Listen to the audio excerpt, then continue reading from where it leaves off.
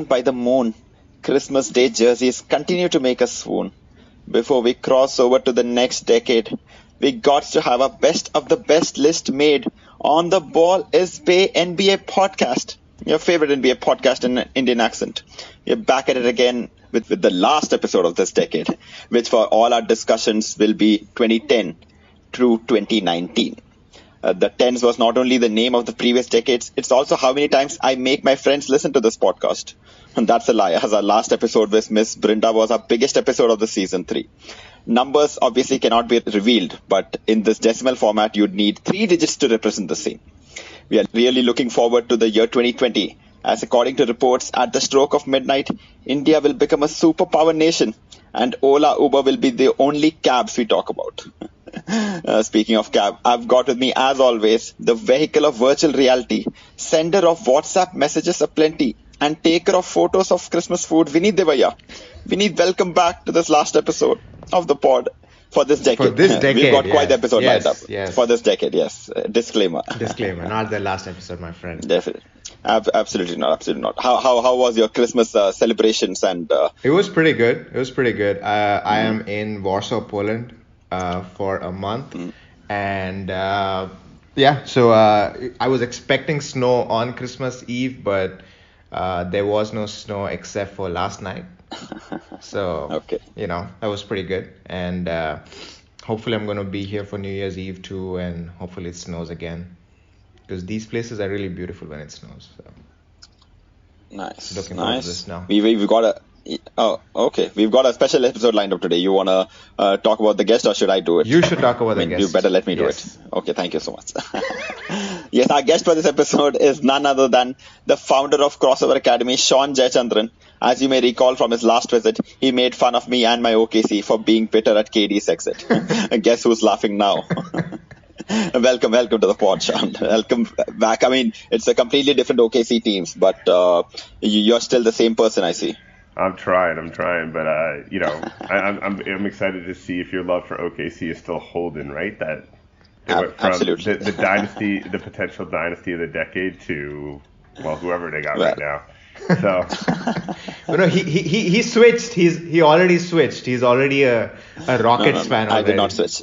No, only because Westbrook is there, but it's always #Thunder Up, nothing else. No, you publicly tweeted about being a Rockets fan. No. I said it's very difficult, but I'm going to continue. We will check the tweets later. There's no fake news on this podcast. But Shaun, I thought you'd be really excited. Shai Gilgeous-Alexander is your homeboy, and he's been playing absolutely amazing, I think. No, he's coming through. I mean, they're fun to watch, right? Like, that's all there is. They're fun to watch. It's a lot of good stuff going on, but you got to rebuild somewhere. And you got to start somewhere, And I like the idea that they kind of brought Chris Paul in and convinced him to stick around. He could probably almost commute from Houston. He could just take a short flight every day. But who else? They got Gallinari. Do they still have Steven Adams over there? Yep. They still have Steven Adams. Yeah, they have Dennis Schroeder. Yeah. They have a good team. They had Darius Baisley, right? It's a ragtag bunch, yeah. Don't they got Darius Baisley? They have Baisley, yes. Yeah, that's the $1 million New Balance kid. That was one of the coolest untold stories last year. I feel like skipped college to go intern at New Balance for $1 million up in Boston and just work out where the Celtics practice until the draft. Wow, I didn't know this. Wow. Right? Yeah, I mean it's not quite what the two kids are doing in New Zealand right now as they prep for the draft, but it was still pretty revolutionary, and what a move by New Balance to steal a kid before anybody was even thinking of it, right? What a great insurance policy if you don't make the league. A lot of good stuff. But again, an untold story, one of those neat under the radar stories. Well, we broke that story. Ball is Bay breaking stories. Take the credit. Ball is Bay is the only people in India that have heard of New Balance. And I saw someone wearing New Balance today. When I was playing, and I was like, "Where did you even get these shoes?" Yeah. This is how. I'm not even sure if they're retailing in India. I didn't think they were. I mean, Under Armour's got the first shop in Noida, right? And where maybe they'll sell some Steph Currys, or maybe it'll be like the U.S. and they don't sell Steph Currys. They don't sell the Currys in the US. Oh, they just don't actually sell. They don't actually sell. They don't sell. Yeah, those were not very They good. try, news. but it doesn't work. No, they're such a talented brand, and at the same time, I just feel like they kept missing with those early Currys. Like they just missed the off-whites. What it needed to look like, right? Like it needed to have some swag. It needed, like for a man who shimmies on the court, how do you have boring shoes? Yeah. So, but that's a whole different podcast, right? Like the shoe game in the NBA is on a whole different level right now, and you guys should definitely dig into that one day. We'll have a best shoes of the decade maybe for the next one, but for this episode we have a very important agenda. It's not very unique, but it is an important agenda nonetheless, and we'd be remiss if we didn't cover it. The NBA all-decade team. Yes. Cool. Where decade being 2010 to 2019, which is the tens. With the future, remember this tens decade for something we need. What do you think? Steph Curry. I mean, that's the Golden State Warriors is probably the only thing that really kind of stands out. Just the best team probably ever assembled, in my opinion. Ever assembled? Wow. Oh. Those are fighting words, youngin. I think offensively, just there's like, I don't know, maybe the Boston Celtics back in the 60s, but I mean, who would you pit against these Golden State Warriors to win? The Bulls. I'll be the old head in the room and say. Nah, I mean the Bulls are really good, but I think I don't know. I mean, it could be like a 6-4, 60-40.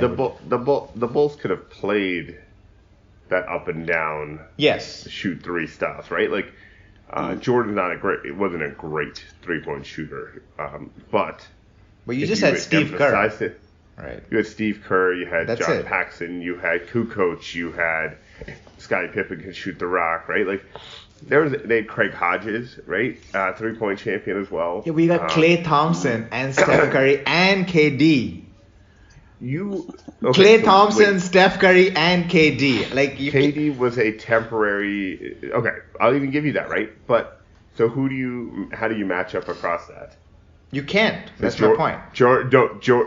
So no, I'm gonna say so. Scottie Pippen goes at Steph Curry. Okay. 6'7" with 7-foot wingspan. Sure. And who could guard every point guard we saw. Sure. Jordan is going to absolutely eat Klay Thompson up on the defensive end. Fair enough.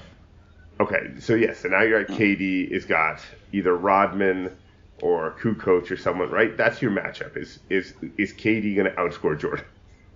Yes. And who are the other people that you're going to have? You have the legendary Draymond Green as well. I mean, we keep forgetting future Hall of Famer. No, but that's... You don't think Dennis Rodman is going to eat Draymond Green up? Yeah, he will. KD is the advantage, right? I mean, according to Vineet, it's not the 2015-16. It's the Warriors with KD, those 3 years. Yeah, that is where that. He's saying that team is just beyond belief. You have an amazing 3-point scoring team, which is extremely unselfish. And then for the moments when the game slows down, they have KD to do it. I think we have a very romanticized version of the Jordan team because, the Jordan team almost lost to the Jazz. And the Jazz were not that great.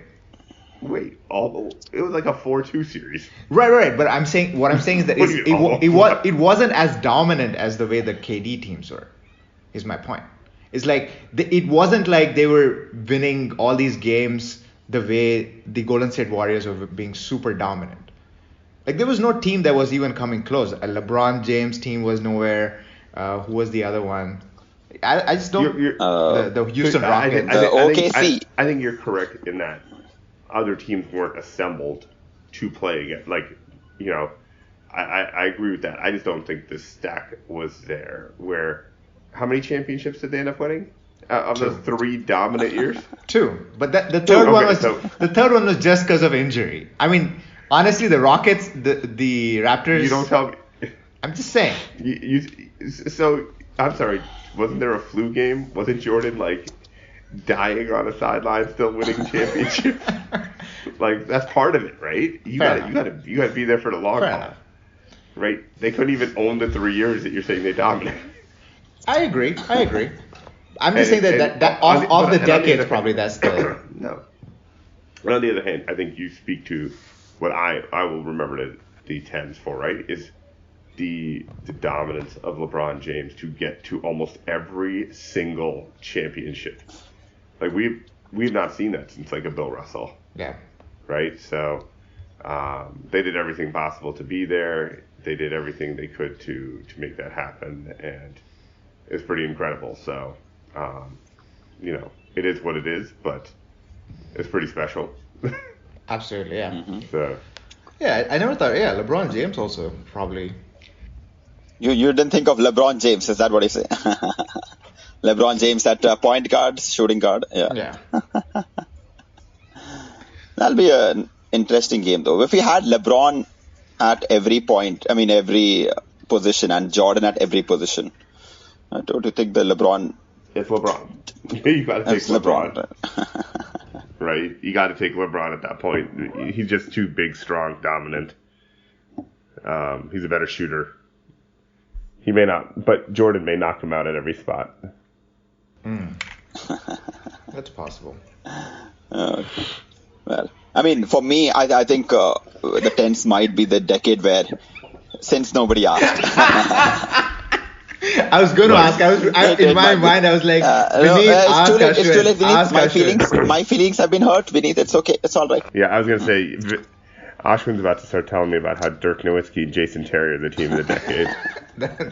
That's for me. I was going to say the OKC 3 is the great team of the decade, but I mean, obviously, I'm not foolish enough to say that on No, record. no, I don't think you're crazy, though. I think the original OKC 4...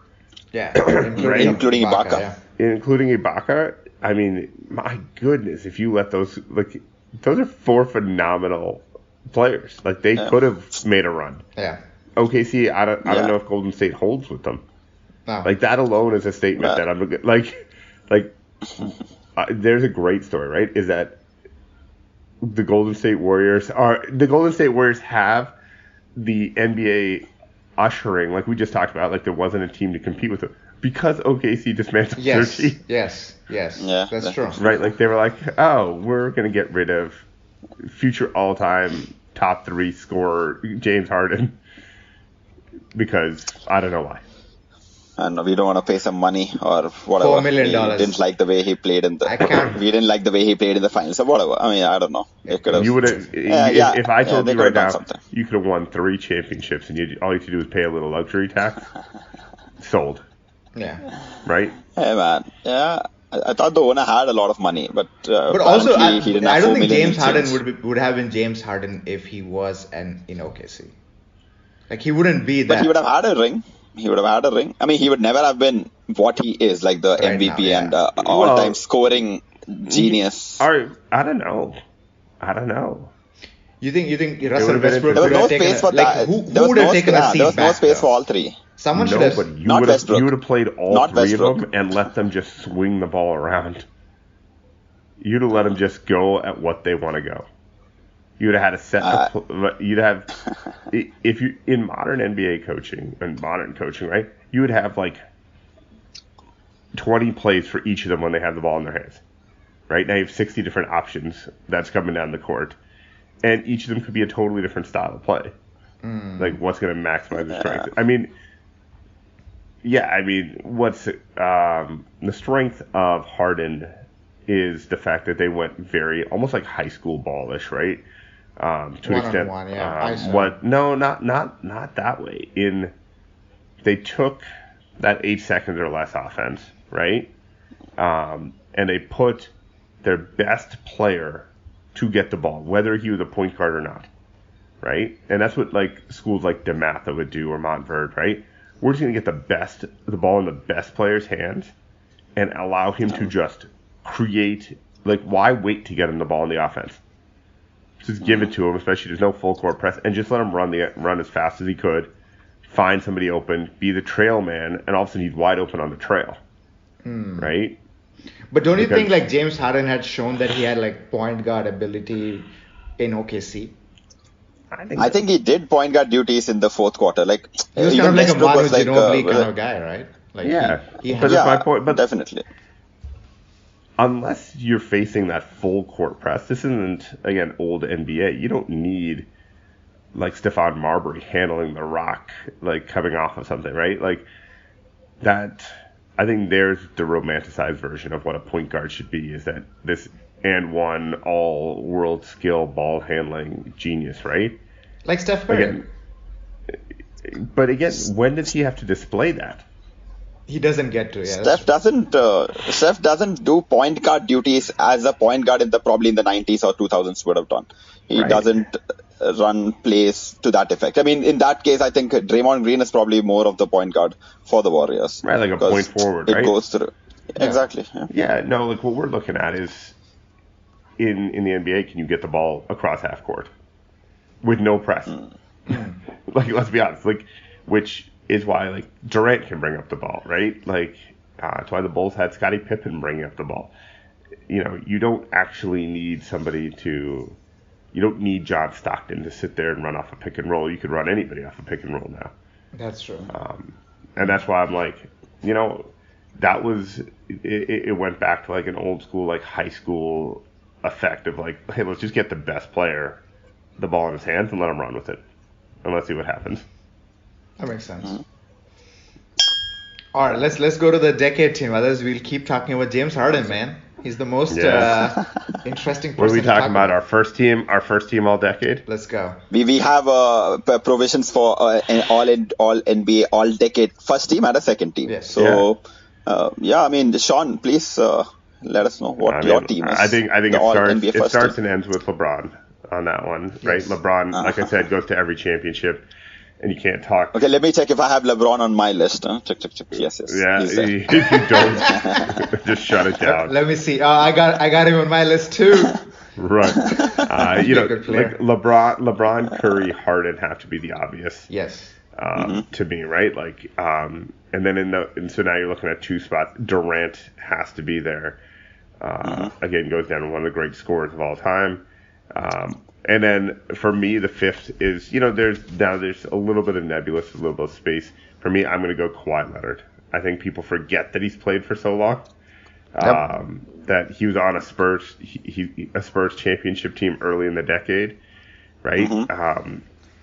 And he's made being boring cool in effect at the same time, right? Like, he truly did do something remarkable with, like, going to Toronto, winning a championship in a year, redefining, like, hoops for a second, and then just bouncing too, and being like, I'm good, and the way he did it, that polar opposite of how LeBron did it.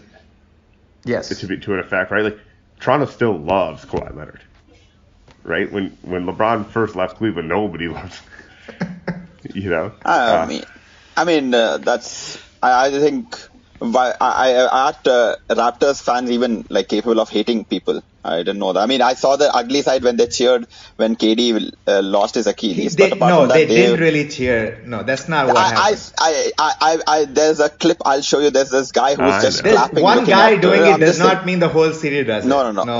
I'm not saying they. See, it's a moment of the spur of the moment thing, right? They did it, then they realize, we are not Americans, we are Canadians, we are not that kind of people. I don't think they realized the extent of the injury. I think they thought he saw him go down. Yeah, they just thought he went down. That's it. And that they were getting a turnover. I don't think it was the acknowledgement of, like in hockey, you know when a guy's hurt. Like, this was a much different, like,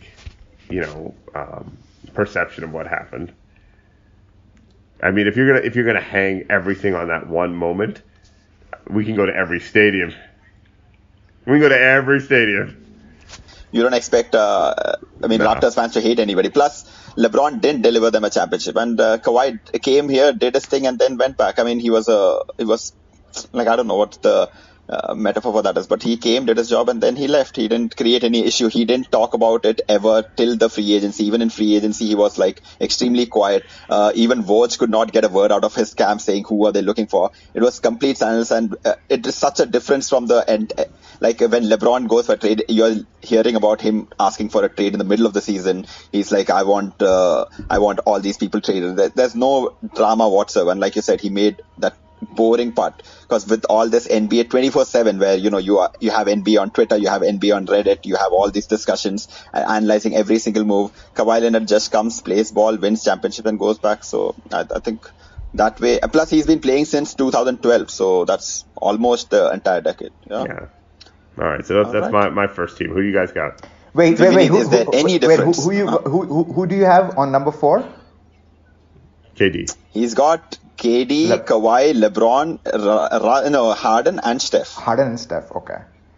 Ashwin, you. Oh, okay. I had to bump pretty... Westbrook for me. Yes, and I did not do that.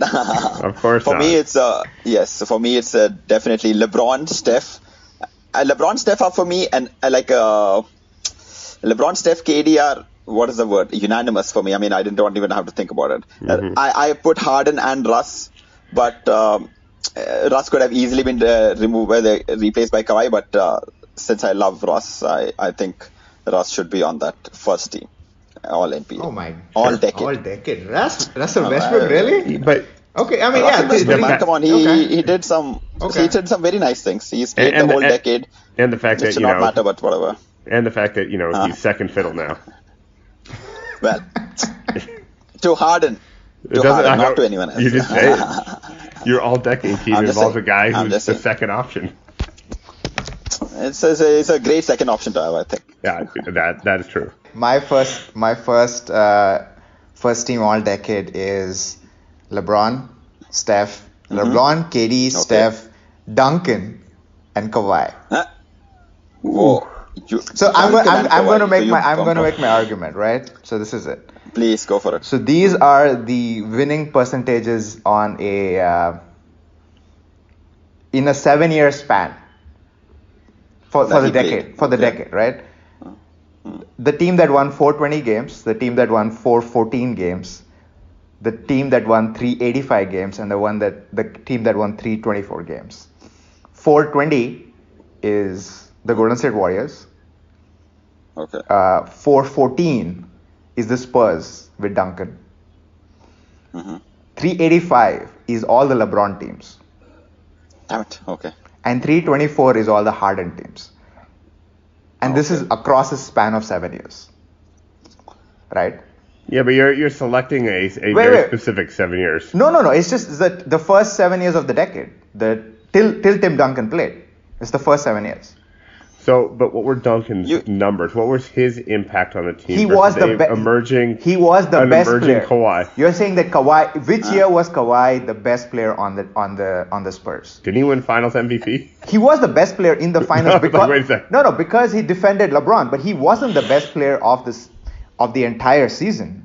Tim Duncan was the best player of the entire season, and the difference in votes between Duncan and Kawhi was like 2 for Finals MVP. So my point is, what are his numbers? He's averaged about 18 and 10 in the last 7 years. That's 18 and 10 is not like all decade numbers. It's not about all decades. His team won 4. It's only six. This whole episode name is all decade. 6 games lesser than the Golden State Warriors. 6 games lesser, and about 40 games more than LeBron's teams. 40. And yet went to and what was their results though? He got 1 championship, 2 Western Conference Finals. Out in the first round once. Okay, let's be honest here. LeBron went to the finals because he was on the Eastern Conference. Okay. Right. I mean, if he had to go through the Golden State Warriors every year, or the Spurs, or the Lakers, or the OKC, he probably would not have gotten through all finals. So there is a part where he went to the 7 finals because he had DeMar DeRozan as the next best player in his conference. Or Paul George. Paul George, man. Paul George. A very young Dwayne Paul Wade. George. What? Dwayne Wade was his sidekick. He didn't have to go through Dwayne Wade in this decade. True. So my point is that Carmelo?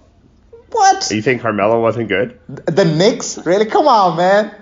Sean. No, but you're saying the next best player. But I'm just saying he didn't have to, like, the Knicks didn't really matter. And Duncan had to go through OKC. He had to go through a very good Grizzlies team. He had to go through the Golden State Warriors. He had to go through, I don't know, the Lakers. Now you're going to be Mike Conley's hype man. He had to go through Mike Conley. Are you saying the Grizzlies? They went to the Western Conference Finals. I know. They were a very good team. No, right. I respect you, Tim Duncan. Right. I respect it. Right. I'm not knocking it. Okay. I just didn't hear your fifth pick because you said Duncan. And the fifth pick is Kawhi. Okay. It would have been Harden, actually. I was very close to picking Harden, but then I realized that Kawhi defeated Rockets in, I think, 2016 or 2017. I think in the semifinals. The only time where they met, he defeated them, and then he went to the Raptors. But the Raptors. I think I picked Harden because I think Harden, in an era of scoring, has redefined scoring. That's fair. He also has made us learn. He has also made a million people learn what the actual NBA travel rule is. That's true. And That's what true. a gather means, right? Like, I think they're interchangeable on that one. I'm okay with that. Who's your next? All right. Second all right, team. Vineet, your next second team. The second Yeah. team. Second team All NBA. Okay. Sean. Check. Okay, go for it. You want me to go? Yeah. Go for it. It's got to start with Westbrook. Okay. I have Duncan. I have Anthony Davis. Okay. I think I'm going to surprise people. I'm going to say Blake Griffin. Oh. I'm not surprised. Not surprised. I think he's had quite a good decade. Yeah. Definitely. Who did I say? Duncan, Westbrook, Griffin, Davis. You know what? Say it, Sean. Say what I'm thinking. You know what? It's like I don't even like saying him a lot, but Chris Paul. Say CP3. I don't know if it's Chris Paul. I don't want to say CP3. There's got to be someone Go better. for it. Say it. I'm going to say Carmelo. What? I'm going to go and Oh say. my God. I'm not saying he can win. I'm saying on a flat out he can play. Carmelo had a really good decade. Did he though? I don't Fine. know. Okay. I mean. All right. Okay. I think this is the homer pick. Okay. I think this is the homer pick. I don't even like Carmelo. Hold on. No, you obviously do. You think he's brought on the top. Carmelo as like an actual rival to LeBron in the Eastern Conference. No, he wasn't a rival. I'm saying as the next best player. But prior to Harden, who's the best one-on-one scorer of the decade? KD. KD. And then you got Carmelo. LeBron doesn't want to do it. LeBron could get past anyone. Right? The Knicks were terrible. They still are. And Carmelo's, and you knew that you had to put all of your resources on Carmelo, and he still put up numbers. Okay, you know who had a shitty team and won a championship in the decade? Dirk Nowitzki.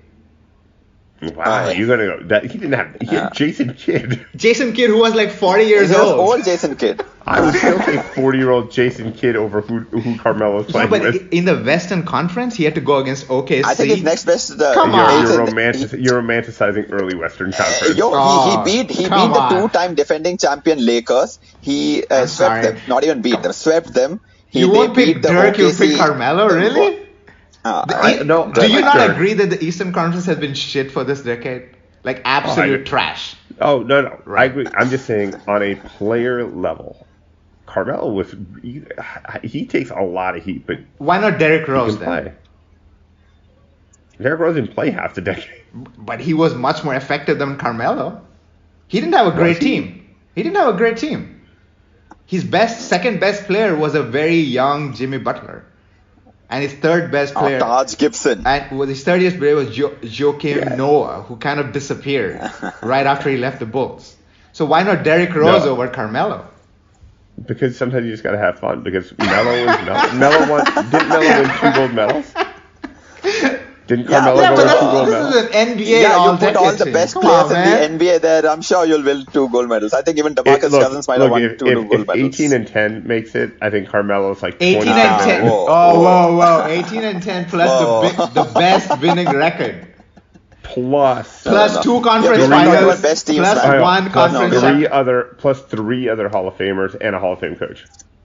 Yes. I mean, no one is. But if there was no Tim Duncan, do you think that winning record would have existed?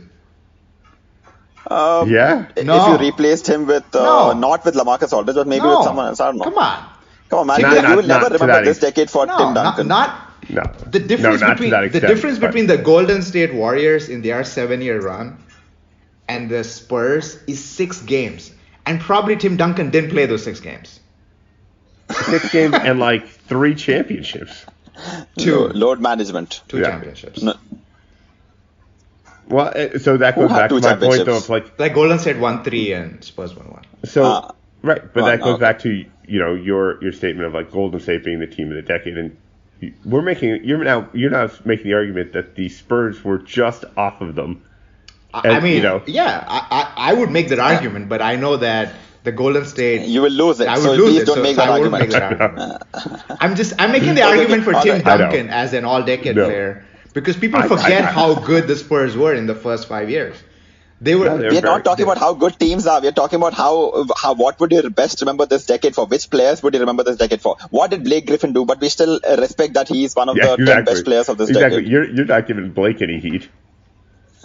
Exactly. Blake Or Griffin. CP3 any heat. What did he do? Yeah, exactly. I mean, okay. Okay. This goes beyond. Go for your second. Before you forget, there's a host here. Yes. What's your second team? So my second NBA team is CP3, Kawhi, which could I make Klay Thompson, Blake Griffin, and Tim Duncan. Okay. I put Anthony Davis on the third team. Okay. Mine is Harden, Westbrook, Dirk, Blake, and then Derrick Rose, which is a homer pick. I mean MVP. There are 2 homer picks in that, but whatever. Which is the 2? The Dirk Dirk Nowitzki, won but a he had- championship, my he friend. had- Exactly. I agree. I agree that championship was one of the best I'm performances sorry. of the decade, but that is 1 year out of 10. That's all I'm saying. That's all I'm saying. That's all I'm saying. Agreed. But I'm gonna He go was- back to. he- So let's go back though. Where's the heat on CP3? Where's the what? CP3, yeah. Where's the There's the smoke heat on CP3? CP3. So What did CP3 do? So I had my third. So I had Harden, Westbrook, Dirk, and Blake, and then it was CP3, D Rose, or Wade. Like depending on how I felt in this discussion, I would just pick Yeah. one. That's it. There, trust but I'm me, saying, Shaun, he's lying. The D-Rose is like- always going to make an appearance on this decade. I'm just saying, but if you're gonna give Carmelo all the smoke, where's CP3 on that? What has he done? Who's he led? CP3. He has been to Isn't the he second round of the playoffs. Second round, and maybe the best player sometimes on a team. In the And Western Conference Finals. He beat the amazing Spurs in the first round of the and he was 2015 so playoffs. disposable that 2 teams dumped him in the decade. Well, he's Well, getting nobody older wants also, Carmelo that's- in this decade anyway. So That's true too. Nobody wants him this year. Even last year, nobody wanted him. Yeah. For like I'm past just saying. 3 years. I'm saying Somehow you got to give CP3 him and Carmelo equal Anthony heat. went through the Rockets, so Well, there's some sort of. I think If you were to go- So this is the thing, right? Like this is the difference between Carmelo and CP3. Carmelo really hasn't been able to like. Carmelo didn't. He didn't do State Farm commercials. That's also true. Oh, hey. That's also He, true. he has true. he has That's done true. no likable commercials. He got into a fight with Look at KG, you. so I mean, You're like, I oh, don't know, That's like- true. Like that's he has true. done no likable media commercials. Except for the Right? Stay He's Mellow super stuff. quiet.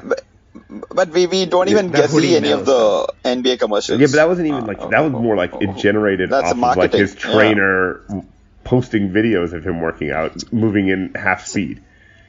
I'll tell you what at least for me, what the difference between CP3 and Carmelo is. I think CP3 makes teammates a lot better, and probably not just because he's a point guard, but also because he's extremely unselfish and he takes smarter shots.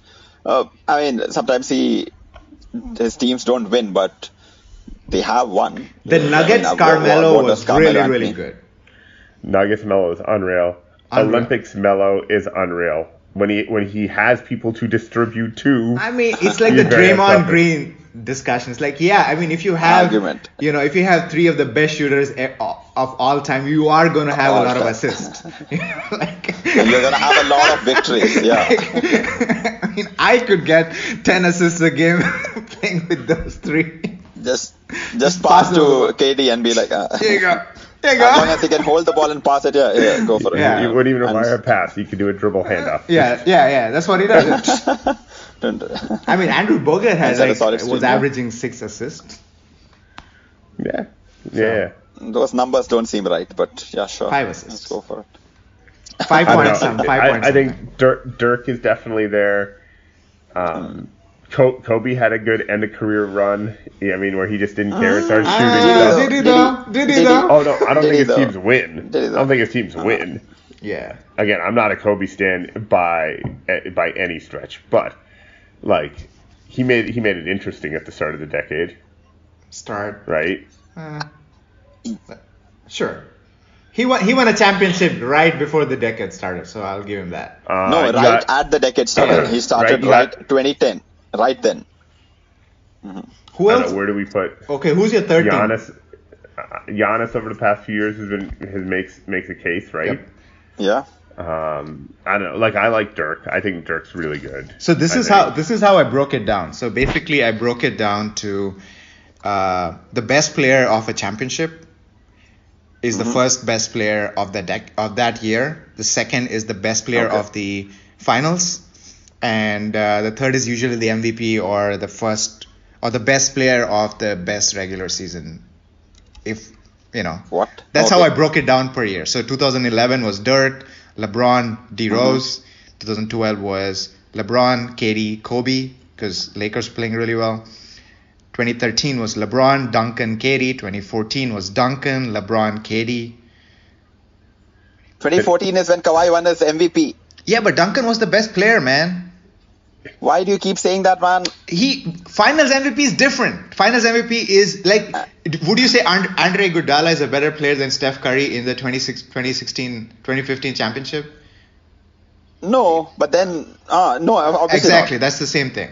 Nobody was talking about Kawhi till the finals when he had to lock down James, and he did a very good job of it. So where does Kyrie Irving fit on this list? Nowhere. Or Damian Lillard? Not.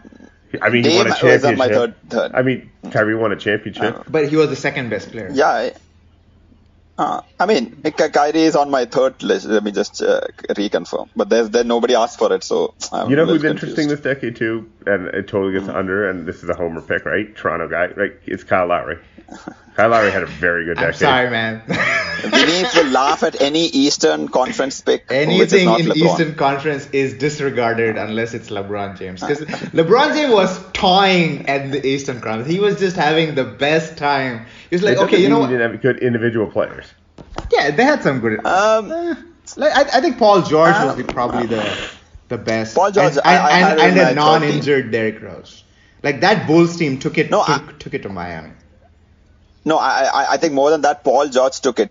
See, I know Rose was injured, but I don't think Rose was ever going to be beating LeBron James. But Paul George's teams came really Very close to beating LeBron. I think one of the ECF, they took them to the game 7 and then won game 6. And Paul George went toe to toe. So I think Paul George deserves a little bit of respect because he did that without anybody else on his team. His second best player was Roy Hibbert or David West, depending on what time of the day it is. Yeah. So I think Paul George deserves a little, top 15 guy, but yeah.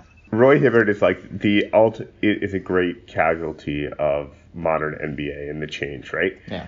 Roy Hibbert earlier than that, he's not Tim Duncan by any stretch, not even going there, right? But he's also a very good high post passing big man, right? He just can't get up and down the court. So that shift, if he'd played 10 years earlier, Roy Hibbert is lauded, right, as this unbelievable player who Dikembe can hit Mutombo. backdoor passer. Yeah, those guys who just you're like, oh, he did a lot, but in the modern, you have to get up and down that court, and we're not using all 20 seconds. So, I mean, let me ask you this question, Shaun, since you brought up this, dichotomy of what they're playing today and what. As someone who's watched a lot of games in the 90s, in the 2000s, and now, do you like how the NBA has progressed and it's made the big man a little bit of a liability? I think with everything it goes in trends and waves, right? Like, I don't think they. I mean, the Bulls won by putting Dennis Rodman at center against Shaq, right? Like, and he's 6'8". They weren't the. We've seen people do stuff before. The running is different, but I think we hit the tipping point as kind of starting to shift back that you still want some size. I think, like, I don't know if you guys saw Rick Carlisle talking, right, about Kristaps Porzingis, right? Like, not playing in the post. Yeah, and how post play isn't a good play, and it's because, we allow zone, we allow a lot of different shifts. I think we're going to see a little more college offenses develop. The 24-second clock makes it very difficult. The league wanting to sell tickets makes it difficult for people to really get into an offensive flow. Yeah. Right? And I think we'll see a little pushback on that where, these scores are starting to go into the 130s seem almost like astronomical. And you're like, what was the game the other day where it was like 7 for 58 on like 3-point shooting between the two teams, right? Like the Knicks and the Nets, I think. No, it was like the Rockets and someone. Like, it's. Yeah, I think Pau Gasol had a great statement where it's like we've lost some of the beauty of basketball in the way the modern NBA has evolved. Like, and I think we've been blessed with LeBron James making so many good passes and plays that he doesn't need to run up and down the court. That, like, you're like, man, this can still exist, but where's that evolution going to go next? Like, does Steph Curry come back and is able to still play at the level he was, and Klay Thompson, right? Because, like, a Kemba Walker doesn't need to run up and down the court. Like, he wants to move the ball still. Yeah. Kyrie wants to move the ball still.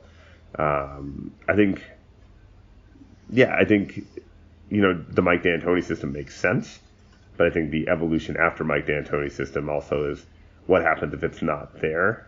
And let's not settle for a crappy shot. Let's get something a little bit more. We haven't seen very many talented big men come up either, right? That can kind of run the floor and post up.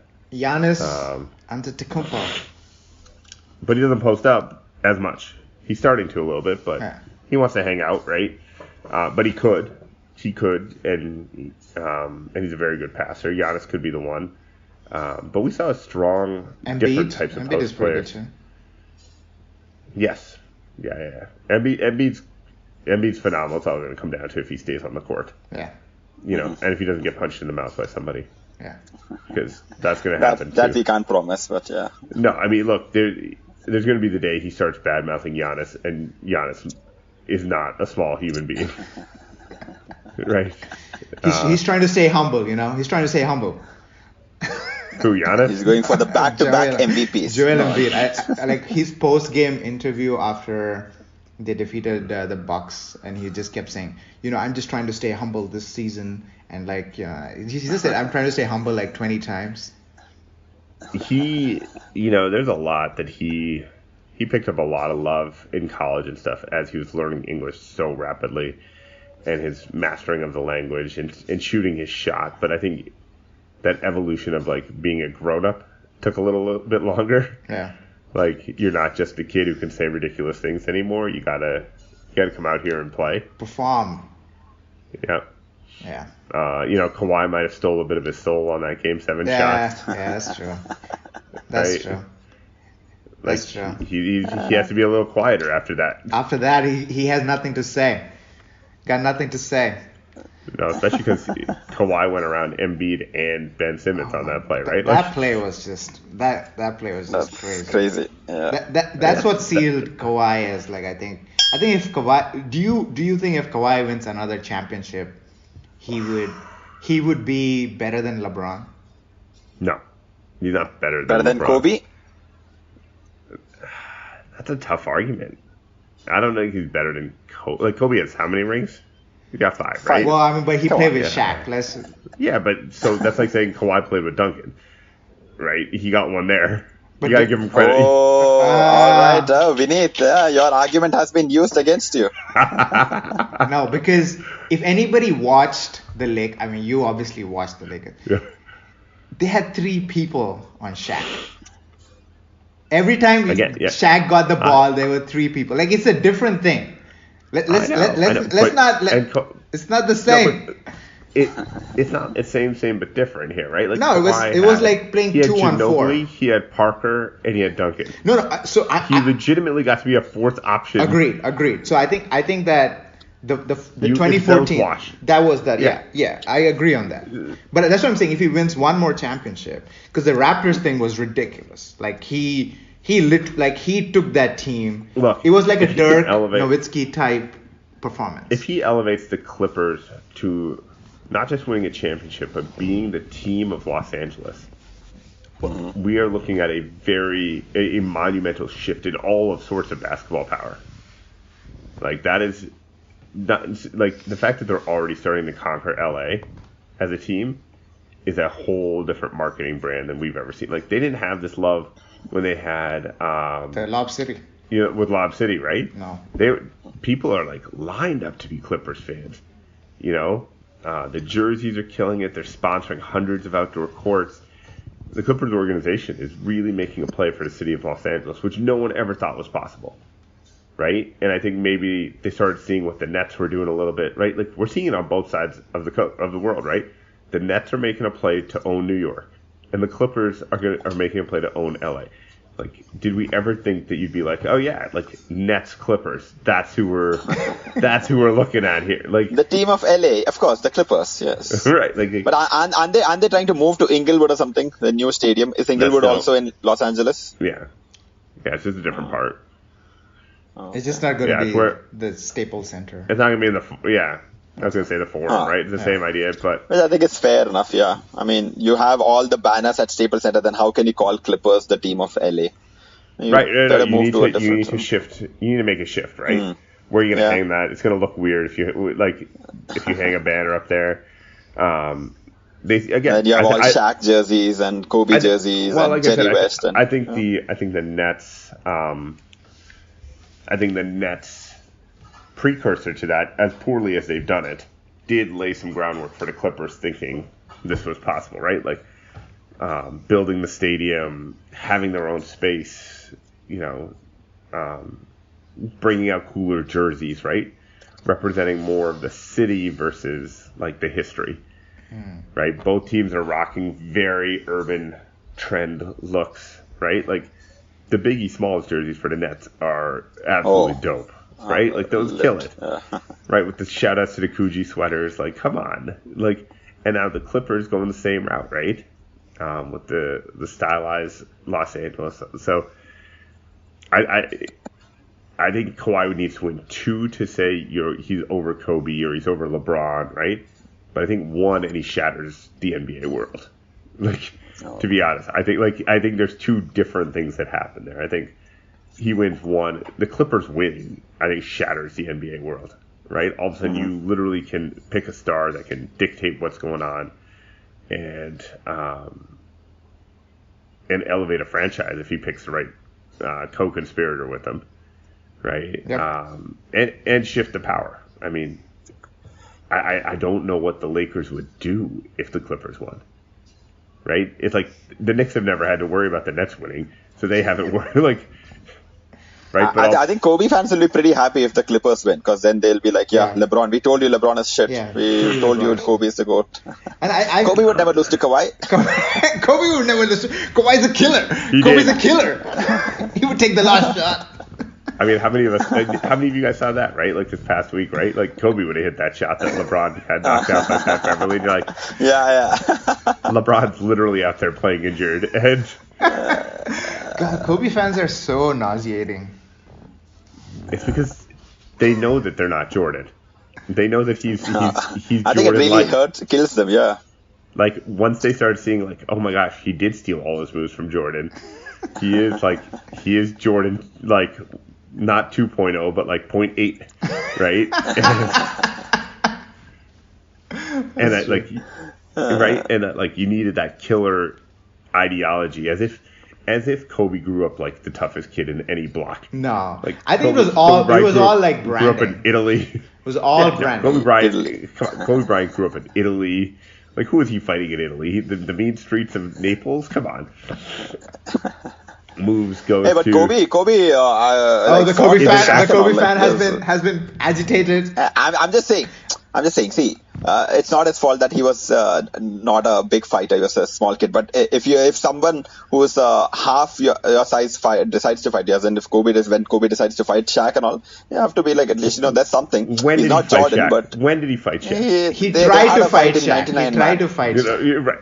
You show me that. No person would even think of trying to hit a 7 foot 300-pound monster, like, because there's no ending in which they would win. Maybe he knew that somebody would pull them off, but then who else yeah, did he going fight? for it. So he picked. He did started a he fight get that he punched? knew. He started a fight that he knew nobody was ever going to let him be in that fight. Yeah. Right? Like, Hey man, take some stones to at least. Hold me back! Hold me back! Hold me back! Come on, man. Every little kid pretends to pick a fight with the biggest guy in the room because they know the biggest guy in the room isn't going to hit him. That's like every little brother's move. Yeah. Right? And then because it's a win-win, right? If Shaq does smack him, he's going to run and be like, well, look at his size, blah, blah, blah, blah, blah. Yeah. Right? Meanwhile, like, Jordan had no problem, like, and again, it goes to the Jordan stories, but Jordan literally knocked out Steve Kerr in a practice. How was that an achievement, man? Steve Kerr is a white boy. He's a 6'3", small Arizona white boy. Like, what are you trying to prove by hitting him? No, he hit him because ridiculous. Kerr beat him. Like, that's how much of a competitor he was. Right? That is just being a bully. That's not being a competitor. Like, but, I mean, there's my point, right? You take the fight, you're the bully if you're Shaq. If you don't... I mean, I don't think Steve Kerr would have tried to hit him. I mean, if Shaq goes around hitting people, that's different. I think Steve somebody Kerr tries to pick a fight Steve with Kerr is a tough dude, man. Your dad's assassinated. You're like growing up like that. There's some toughness in your bones. It's true, right? Like, I mean, versus like growing up in the burbs of Philly. Like, you didn't. Kobe is all branding. I mean, if Kobe would not have won those two championships, Kobe was not on any of this all-decade team. So let's just stop talking about Kobe. I don't know why. There you go. Because yes, okay. Let's talk about something important. I mean, we haven't. Last time I met Shaun was when he came to India for the NBA India Games, and I had attended the Crossover Academy camp that they had held in the Dhirubhai Ambani School in BKC. Great school, great court. But Shaun, please tell us a little bit about what your plans for this next decade are, and what do you see Crossover Academy doing? I think you knew we would ask you this, even if we didn't put it in the email. I did not. I'm flattered. I think Crossover's at a cool spot. I think we need to pick strategically how we're going to grow in India. I think there's some cool. I make no bones about it. There's some cool organizations doing different things in India, and I think I think what a lot of organizations fail to realize is that India is more than big enough to sustain all of that in the ecosystem. Okay. Absolutely. Right? Yeah. It's not like Canada that only has 30 million people. Like, we're at 1.3 billion people. Like, there's plenty of kids. 30 million people in my apartment. Yeah. Right. See? But yeah, like, think about that. Like, the population in Canada basically is like Mumbai. Mm-hmm. Yeah. Right? Like, there's plenty of basketball spaces. I think once that realization comes across, I think people will not be trying to cut out other people, but try to find ways that basketball can be used and be done well. I think the NBA floating this whole, like, we're going to start a league in 3 years is like the NBA when they kept telling us there'd be a player in 5 years. I think it just keeps the people happy, right? But we know that that's not feasible at this point. Like, you can't have stadiums without showers and talk about having a pro league. But no, it's not a knock on anybody. It's if the infrastructure is not there, you're not producing a professional quality program. Like, the NBA teams were legitimately concerned the fact that that's like the Kings pre-game teams walked around that court and were like, we can't play here. Oh, like, really? People were worried. Oh, wow. But people were worried. Yeah, because they didn't start running the AC until pretty late, so then the precipitation starts falling on the court. Ashwin was there, right? Like, that was a tight stadium. It was very. It was pretty intimate. It was very compact. Right, like that there was the locker rooms didn't have showers, that the players were anxious to get out of there. There's no press conference. Like, there's just the infrastructure needs to catch up first, and you can't fake that again. But all to divert away from where Crossover's going. Crossover is, we have this great WNBA endorsement. We're going to put together some neat plans. I think we've established that we can do our program not just in the cities like Chennai, but we can do it in Mumbai and Delhi this past year. And I think that's been really fun. I think we're starting to see that emerging young social voice of India, as you guys are seeing outside your apartment right now, I'm sure. I'm not going to go down the political road, but that social voice has really captured the hearts of the millennials and the younger millennials in India. And I think Crossover is a perfect place for that, where it's not ultimate frisbee, it's not kabaddi. There's an actual piece to this, that you're part of something bigger. And I think the league is seeing that. I think we just want to be part of that storyline, but we want to be part of the storyline where that next phase of India, right? Like, we've seen the economic rush, now the social conscience rush is going to happen, and I think we've always been on that kick, and I think that's where that's going to really, it's going to fit into what we do, where, look, for us to build the next phase of India, it isn't enough to just, say, empower girls, because if you empower girls without an environment where the boys acknowledge that the girl is important, without being too tragic, but we know that, like, in some environments, if a girl is speaking up in an environment she shouldn't, that could be very catastrophic for her health, right? Yeah. But by creating these ecosystems where the boys in the neighborhoods, the boys in the classroom are supportive, we're kind of creating our own bubbles that allow that the society to kind of grow and change. And I think, as anything, I think you're going to start seeing some fun ball. I think we're starting to see some evolution of basketball in India. Like, overtime's trying to hit something. You guys are clearly trying to do something which is fun. I think the game is evolving and it's being decentralized, right? And I think for so long it was held, the power was held by a few people, and we're seeing almost like the democratization of the game, right? Hey, there's a lot of ways to play. There isn't just one style. There's a lot of ways to look at this. I think one of the, I think India's, we're happy to be part of the conversation. I know this sounds like cheesy sound bites, because I think India's a landmine waiting to happen if you don't say the right things sometimes as well. Yeah. Kevin Durant's a good example of that. So yeah, I think there's going to be more corporates that are going to be sponsoring. I think, for us, I think we'd like to see more. I'd like to start developing more like young school leagues that are actual leagues. I think what I've really continues to baffle me about India is that everything's based around like these short tournaments, and not like, hey, let's put together a 30 game season for these kids.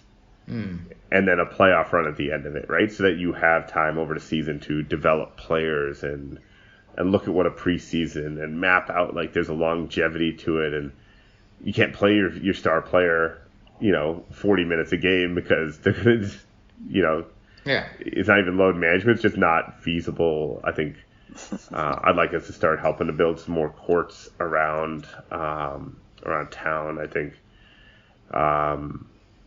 And I think Crossover is just going to find our footing in terms of how we want to be financially supported. I think there's a lot of people who've approached us to kind of take advantage of Crossover, especially when they know that we have no paid employees. So people will offer us like, hey, can you come run this program for 400, 500 kids, and we'll give you like $5,000 US. And I mean, that's a laughable number.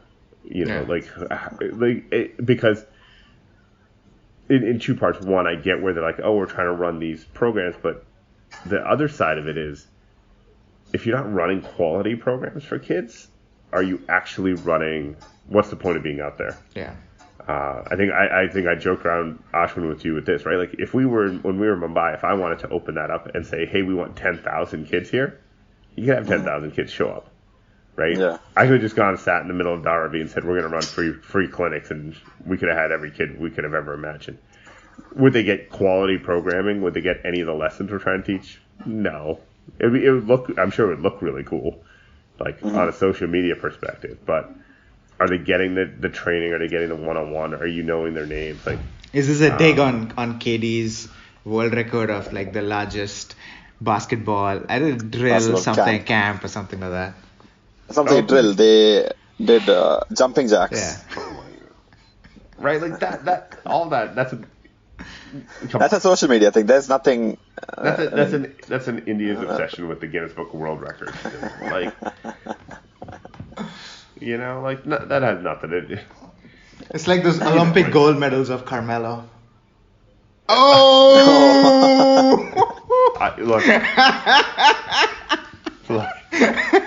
I'll take the gold medals. I'm sorry. Was Duncan on those teams that lost the gold medal games? Hey. That's why I didn't bring it up. You did. You rolled right. Remember, Melo was part of teams that actually started winning gold medals again. That's true. Well, was it the one where Ginobili won? The Argentina? Yeah. Yes, that is when Duncan lost. So, I think it was 2004. Ginobili is such a great player, man. Yeah. I mean, yes, he'll go down. Hey, I want to talk about one other thing with you guys. What are like some of your top three moments of the decade? Like moments, not games, moments. I'll go. Or Ashwin can go. You'll no, go you know first. what? Okay. Ashwin can go first. No. Ashwin, you go first. Putting you guys on the spotlight. Otherwise, I mean, so in retrospect, it might not have been the moment of the great moment because it didn't pan out the way I expected it to. But shit. I think after we lost 2012, 2012, it's gonna come. 2012. In that Western Conference Finals against the Spurs, after we lost the first two home games, the first two away games were home games for the Spurs. There was a little bit of another great season and then down again. But then they rattled off 4 consecutive victories, and I swear I had written some article for. I think it was Sportskeeda or something. That's the only place you have written an article for. Don't act like Sportskeeda or something. That's the only place. Anyway, moving on. Yes, so at that moment of time, I felt that we are gonna see this team go on, and this team is gonna be here for another 4 or 5 years before something happens. True. And I thought for me that was pretty magical. I mean, there was this one moment where I think Kawhi was guarding Harden, and Harden just hit one of his step back threes over him. Probably the first time I'd seen that, and then that game was done. That game was locked up by that particular three, and I was like, boom. They went up this by is the 5, moment. right? We are gonna. They were up by 2, yeah, and they. I think went up by 5. Exactly.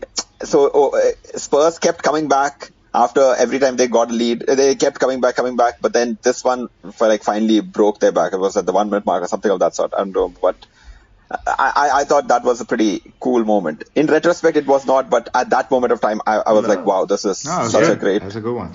thing to have happened. Okay. That's one. Oh, you want me to name 3? I thought it was like 1-1-1 each. Because give me 3. Okay, 3. I thought the Ray Allen 3. I mean, because I saw it live also. It was absolutely. All of this involves I was the like, Spurs losing at a championship. How could this be? No, actually, I want to give Spurs props because to lose from that point and then come back next year and demolish the Heat is a different thing. But let me talk about this Ray Allen 3 itself. I mean, every time I see it in replay, I was like, I cannot believe I was watching this game live on TV or NBA League Pass, whatever it was. It was such a brilliant thing to see because this decade has so many of those kind of the LeBron block, the Kyrie three, but this one, especially because if that shot had not gone in, the series would have been over. Like LeBron James would have had his second loss in 3 years in the finals. Who knows if that team survives that thing also? And that would have been pretty bad for LeBron's legacy. So somehow Ray Allen kind of helped this thing out. People had left the stadium. People were leaving the stadium. They had put out those ropes. Like the LeBron generated comeback was pretty amazing. He hit the 5, the 3 before that. Yeah. Yeah. I was also off again another offensive rebound. So under some coaching, but the third one I'm a little bit caught between Kawhi beating the 76ers with that shot, and between that whole entire 3-minute section of the Game 7 between Warriors and Cavaliers. I thought that was also pretty special, where both teams were struggling to score, both teams had some opportunity to score, could not do it. And then that comeback from 3-1 I think was also pretty special for me. Okay. I hope some of you have different answers. I have one more. I think for me, obviously the Spurs losing to the Ray Allen shot was just like it was really, really bad. But I think it made the win next year even sweeter. And the win next year was like a demolition. Like there was nothing the Heat had to like say or anything of that sort. Yeah. There was no doubt. Yeah. There was no doubt. And I think the second one probably would be. I know Shaun asked for moments, but I think the 3-1 comeback by LeBron and. No, that's a moment. Yeah, that's a moment, yeah, right? I think that's just. But the most important water for sliding door, I think, is the Klay Thompson comeback in Game 6. Game 6. Because if that didn't happen, probably Golden State would have lost. And then probably KD would have not gone to the Golden. Like, oh, you mean against OKC? Against OKC. Whoa. Oh, that the Klay game. The Klay game. I think the Klay game was just like. I mean, if that would not have happened, a lot of things would have changed in the next 5 years. I think LeBron would have won more championships because KD stole. Durant would have never left OKC. Because KD stole the 2 championships from LeBron. Like I think LeBron had the team, had the team in the Cavaliers to go for another 2 good runs, and KD went and joined. I mean, I think that was very smart of KD. KD was like, "There's no way I'm letting LeBron win more championships," because he came back 3-1. So the only way for him to stop it is to go to the strongest team. So I give props to KD for like doing the smartest move he could have done. So I think LeBron would have ended up with like probably 5 championships by the end of this decade instead of 3. KD would probably end up with none, probably 1 maybe. And the Golden State wouldn't have been that Golden State. You know what's interesting is if KD had gone to Cleveland, LeBron would never have lived it down, right? But KD KD gets all the heat. But again, Teflon Steph Curry, nobody's giving him any like oh, those don't count, they aren't real. Like, no, I mean I always say that like Steph, it doesn't, but he's the engine, right? Like he made it all happen. So yeah. What were you? Those are good answers. Yes, Shaun, yours.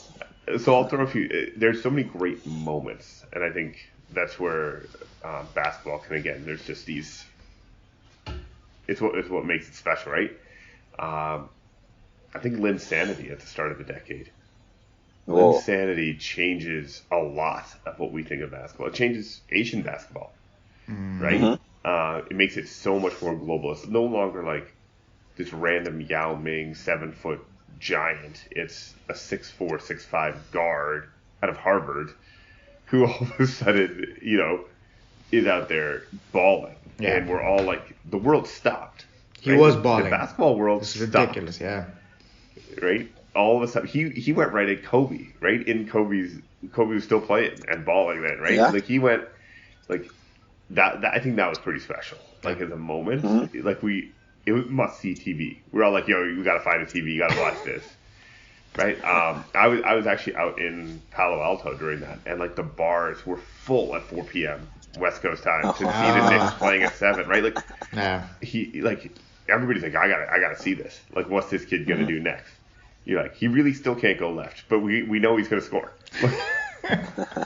right? That's true. And he's the same kid I was watching at Harvard, and you're just like, wow, this. So there's that.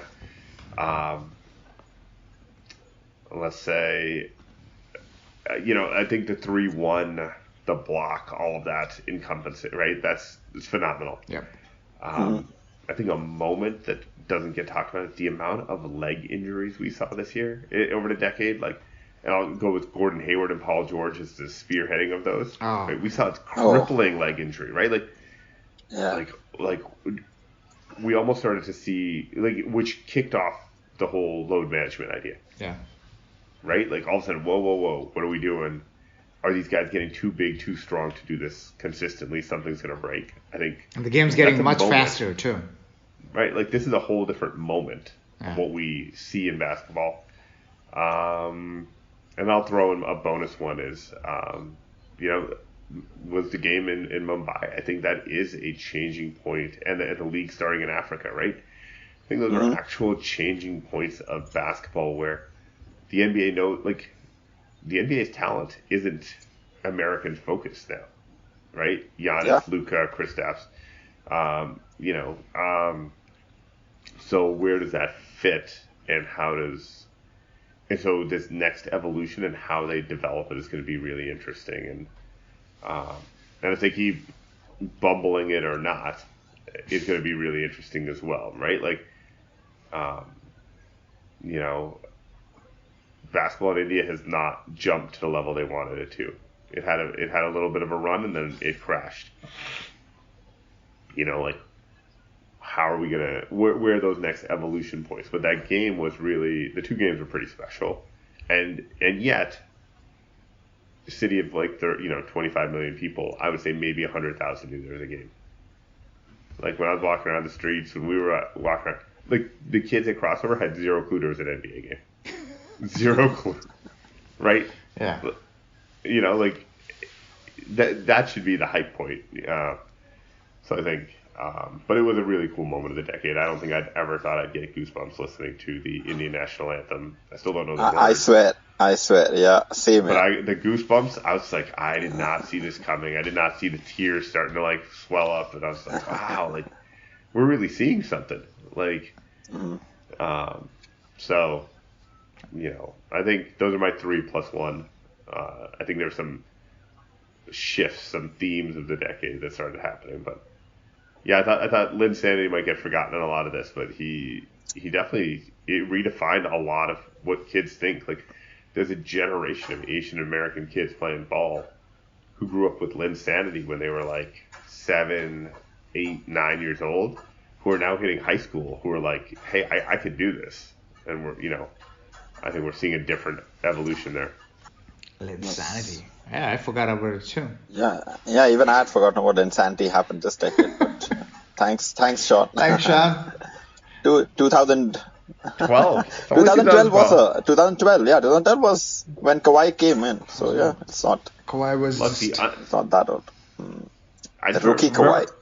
It was undrafted. He had the same numbers at the combine as John Wall. Really? Remember the goal? Yeah. Really. Speed wise, stuff like handling the ball.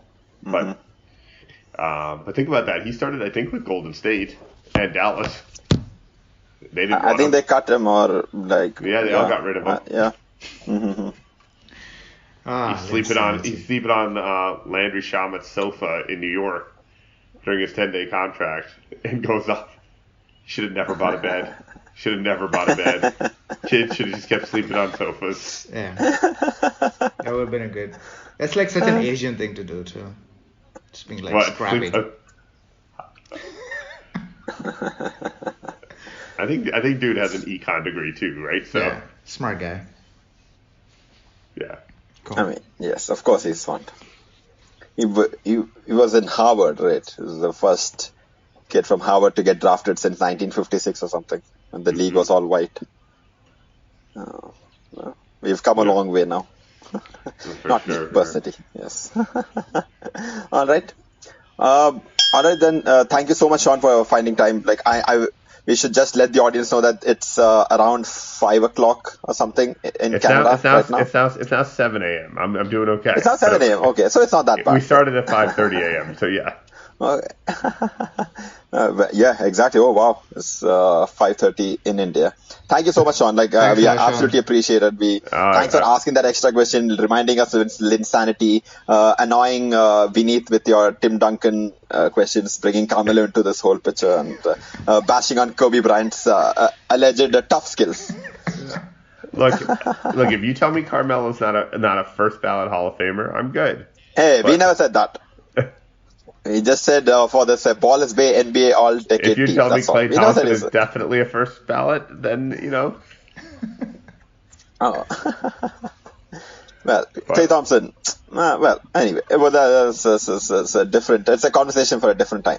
What about Klay Thompson versus the next sure. Yes. Next one. We have some special segments planned with Shaun, which we'll tell you in due course. So this is the last episode of the decade, guys. Please subscribe, like, whatever, do all those things on all the platforms, because this is your last chance this decade to do it. And Shaun, can you tell people where to find more information about you or Crossover and? Sure, yeah. Yes. Crossover can be found at www.crossover-india.org, and on Instagram at Crossover Basketball, Twitter at Crossover B-Ball. We were a little quicker on the Instagram to get the whole word there, so. Looking forward to it. Ashwin, I got to send you some photos of your interview with Tammy Sutton Brown as well that I got stored up, and how short you look next to her. So. Oh, hey, well, it's my fault. I didn't eat my vegetables when I was growing up. Yeah, I mean, she makes me. I don't feel tall next to her either. So. Hey, there's a picture of me standing right next to her. It's ridiculous, man. Like I feel there's no future for me in the NBA. When was ever there a future in the end? Ashwin, if that was the tipping point, we got a lot to talk about. All right, we need to end the spot now. We need to end the spot before we go on a downward spiral. All right, much all right. Thanks, sir. Thank you so much, man. Thank you. You too. Happy New Year to you too. Bye. All right, later. All right. Take care. Vineet, say bye. Bye, everybody.